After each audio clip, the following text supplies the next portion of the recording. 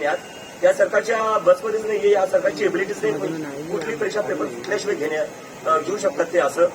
आणि दुसरी गोष्ट, जी भरती होतीये त्या भरतीमध्ये मोठा घोटाळा आहे. 1-1 करोड 1-1, 2-2 करोड मध्ये सीटा विकल्या जात आहेत. तर माझी या सरकारला विनंती, थोडं राहा तुम्ही, परीक्षा घेण्यावर लक्ष द्या. पूर्ण वेळ या लोकांचा कशात चाललाय, पूर्ण फोकस यांच्या कशावर यांचं, आमदार तोडण्यात, खासदार तोडण्यात.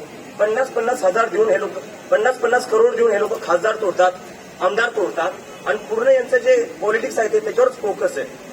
ना शिक्षणावर आहे, ना लोकांच्या ज्या गरजा आहेत त्याच्यावर आहे. तर या सरकारला तुमची काहीच काळजी पडलेली नाही. मी महाराष्ट्राच्या सगळ्या युवकांना आवाहन करतो आणि त्यांना सांगतोय, या सरकारला तुमच्यावरनं काही फरक पडत नाही.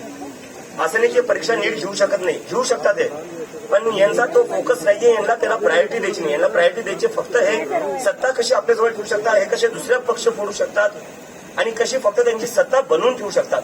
यांना तुमच्या आयुष्यावरून काही घेणं नाही. आणि दुसरी महत्वाची गोष्ट म्हणजे हा पेपर